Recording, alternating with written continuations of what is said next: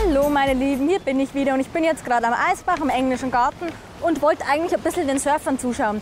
Naja, mit ein bisschen Glück seht ihr vielleicht auch gleich einen. Habt ihr auch richtig über meinen Witz gelacht in der letzten Sendung? Gleich kommen wir zur Auflösung.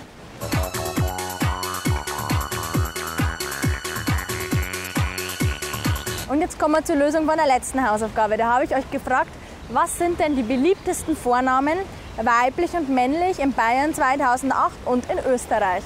Die Antwort ist in Bayern Anna und Maximilian und in Österreich ganz was anderes, Lena und Lukas. Herzlichen Glückwunsch an meine Gewinner.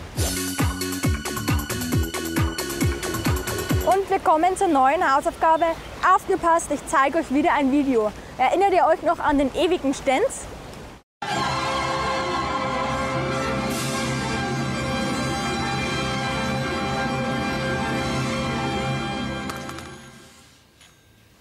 Wenn ich sage, das wird so grauenvoll werden, sowas von furchtbar, sowas von dermaßen unerträglich, das hältst du in deiner kühnsten Fantasie nicht für möglich.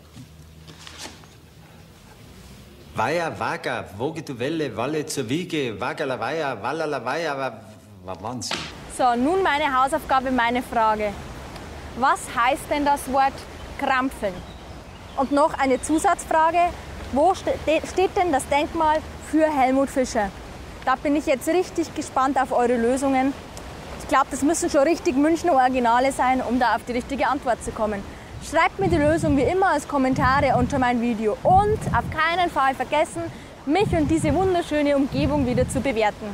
Also ciao, das war's für heute von mir. Bis zum nächsten Mal, eure Ninja.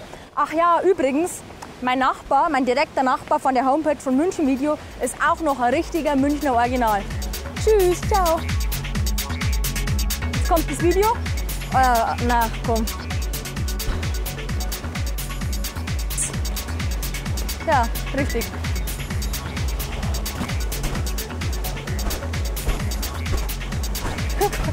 Nochmal.